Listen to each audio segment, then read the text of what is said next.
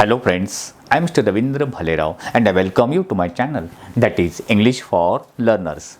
Dear students, in today's video we shall discuss English workshop of the poem Stopping by Woods on a Snowy Evening. Already we have done first part of this poem. या पोएमचा first part बनवलेला आहे आणि त्या पार्टमध्ये we had discussed warming up activities and margin questions. आता या second पार्टमध्ये we shall discuss its English workshop. One more thing, याची डिटेल एक्सप्लेनेशन देणारी एक पोएम बनवलेली आहे, व्हिडिओ बनवलेली आहे, मराठीमध्ये एक्सप्लेनेशन दिलेले आहे. त्याची डिस्क्रिप्शन बॉक्समध्ये मी त्याची लिंक देईल, तेही तुम्ही बघू शकता. चला तर आपण बघूया या पोएमची English workshop. Let's go. But before watching this video, as usual I request you don't forget to subscribe my channel. चला तर व्हिडिओला आपण सुरुवात करूया. English workshop. First question, put a mark. आता इथे तुम्हाला चिन्ह दिलं या प्रकारे, म्हणजे राईट, त्याला ट्रू असे म्हणू शकतो. Put a mark in front of true statement, म्हणजे वाक्य इथे काय स्टेटमेंट ट्रू असेल, सत्य असेल, त्या पुढे तुम्ही असं मार्क करू शकता. अँड या प्रकारचं मार्क तुम्ही करू शकता in front of the false statement, म्हणजे चुकीच्या वाक्याच्या पुढे हे तुम्ही हे करा. For example, the speaker stops to watch rainfall among the trees. या कवितेमधला जो स्पीकर आहे, जो ट्रॅव्हलर आहे, कवी, जो जंगलामधून जात असताना मध्येच रेनफॉल बघण्यासाठी थांबला. True or false? आता तुम्ही कविता जर तुम्हाला समजलेली असेल, त्यासाठी ती व्हिडिओमध्ये माझी ती एक्सप्लेन करणारी व्हिडिओ नक्की बघा. तर नक्की काय तर नाही, हा एक फॉल्स आहे, कारण तिथे रेनफॉल झालेलंच नाही, तिथे स्नोफॉल होता. तर आपण डायरेक्टलीचे आन्सर्स बघूया. The speaker stops to watch rain falling among the trees, so it is a false. तो तिथे स्नोफॉल होता, तरी फॉल्स आहे. त्या प्रकारे आपण हे करू शकतो. The owner of the woods is known to the speaker. त्या जंगलामध्ये जे थांबलेला होता, त्या जंगलाचा जो ओनर आहे, वूडचा जो ओनर आहे, तर स्पीकरला, त्या कवीला माहिती होता की तो ओनर कुठे राहतो. Yes, it is a true, हे सत्य आहे. Next, the horse is worried about the cold and wants to keep going. तो घोडा, स्पीकरचा, कवीचा घोडा खूप काळजीमध्ये होता. कशाबद्दल? अबाउट द कोल्ड अँड त्या थंडीबद्दल. तर हे रॉंग आहे. तो कशामुळे काय की काय चूक झाली किंवा आमचा ट्रॅव्हलर किंवा कवी इथे थांबलेला म्हणून तो वरीड होता. So it is a false sentence. Next, the speaker doesn't emphasize upon the beauty of woods. Speaker याच्यामधला कवी त्या जंगलामधील जे सौंदर्य आहे त्याच्यावरती भर देत नाही. No, it is a false sentence.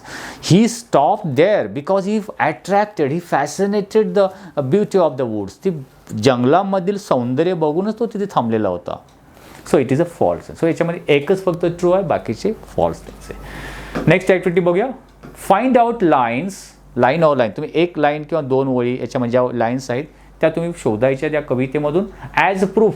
ते तुम्हाला प्रूफ असेल कशासाठी? For the following explanation. इथे वर्णन केलेलं आहे आणि या वर्णन दाखवणाऱ्या कोणत्या ओळी आहेत ते कवितेमधून ते तुम्ही लिहायचं आहे. For example, there is no one to catch the speaker trespasser. जो स्पीकर, जो ट्रेस पासर म्हणून ते जंगलामध्ये घुसलेला आहे. ट्रेस पासर म्हणजे अनधिकृतपणे, गैरमार्गाने. There is no one to catch, त्याला पकडण्यासाठी ते कोणीच नाही. मग अशी ती लाईन्स कोणती आहे हे एक्सप्लेनेशन दाखवणारी. तर आपण डायरेक्टलीच आन्सर बघूया. Okay, and line is he will not see me stopping here. त्या कवितेमध्ये एक ओळ आहे, he will not see me stopping there. He will means that owner of the woods. Next explanation, the little horse draw his master's attention. तो जो owner, कवीचा जो छोटा घोडा आहे, त्या कवीचं अटेन्शन, लक्ष वेधण्याचा काय करतोय? प्रयत्न करतो. आता मग अशा कोणती ओळी गेलेल्या आहेत?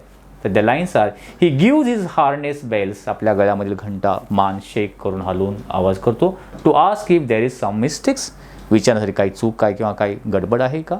So these two lines show that the horse draws his master's attention. या दोन ओळी काय दाखवतात की तो घोडा त्याच्या मास्टरचं लक्ष वेधून घेण्याचा प्रयत्न करतो. Next explanation, his horse seems anxious. Anxious म्हणजे चिंतेमध्ये, काळजीमध्ये.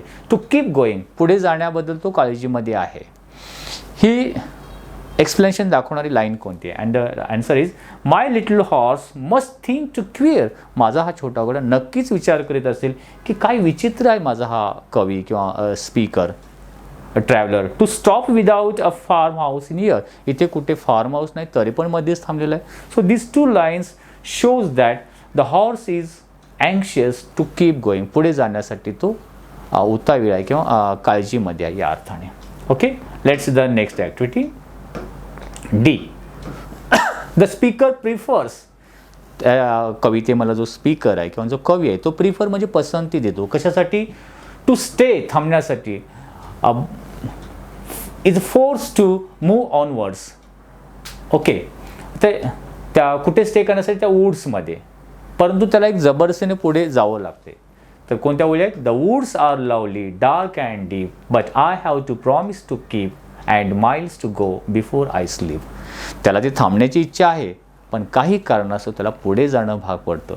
हे एक्सप्लेन दाखवणाऱ्या 3 ओळी आहेत. Next, the poem is set in the bygone era. Bygone era दाखवणारी कविता आहे.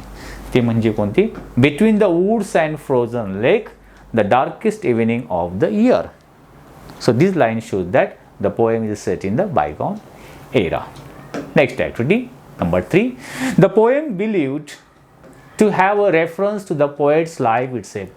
या कवितेमध्ये असं बिलीव्ह केलेलं आहे, विश्वास केलेला आहे की कवीचं लाईफ इथे शो करण्याचा प्रयत्न केला. What could be following सिग्निफाय. खालील गोष्टी काय सिग्निफाय करतात, काय दाखवतात? खालील ज्या ओळी किंवा एक्सप्लेन केलेला आहे. Choose from the bracket. ब्रॅकेटमध्ये काय वर्ड दिलेला आहे? ड्युटीज अँड रिस्पॉन्सिबिलिटीज हा एक वर्ड आहे. Old age, life, death, everlasting peace. आता for example the speaker's journey. तो कवीचा जो प्रवास आहे, यापैकी कोणते शब्द दाखवतो की कवीचा प्रवास? ड्युटीज अँड रिस्पॉन्सिबिलिटी दाखवतो का? ओल्ड एज दाखवतो, लाईफ दाखवतो, डेथ और एव्हरलास्टिंग पीस. कोणते शब्द की ते कवी स्पीकरची जर्नी दाखवतो? तर आपण डायरेक्टली आन्सर बघूया. The speaker journey means life, म्हणजे त्याचं जीवन दाखवतो, त्याचा प्रवास म्हणजे.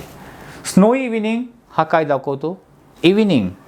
ओल्ड एज दाखवतो. It shows the old age. जसं morning, born, new born baby like this. Lovely deep dark woods हे काय दाखवतो? एव्हरलास्टिंग पीस, शांतता, परमनंटली. प्रॉमिस, एखादा प्रॉमिस करणं हा शब्द किंवा एक्सप्लेनेशन काय शो करतो? ड्युटीज अँड रिस्पॉन्सिबिलिटी शो करतो. अँड स्लीप जसं evening, old age, morning, born दाखवू शकतो. तसं स्लीप काय दाखवतो? डेथ शो करतो. So these words indicate a particular stages or particular situation of poet's life. Next activity. Tell whether the rhyme scheme of the following stanza is right or wrong. खाली जे प्रत्येक स्टांजाचं rhyme scheme दिलेलं आहे, तुम्ही ते stanza बघून तुम्ही ओळखू शकता. तेच राईट और रॉंग तुम्ही सांगायचं. उदाहरण स्टांजा नंबर 1 AABA हे राईट और रॉंग डायरेक्ट आन्सर दिले बघा. It is right. Okay. Stanza number 2 मध्ये BBCB it's also right. Stanza number C third मध्ये CCDC right. But in stanza 4 DDED it is wrong. Right figure rhyme scheme is DDDD like this. Okay, let's do the next activity. Give your own rhyming words. Rhyming words, it is very easy to activity.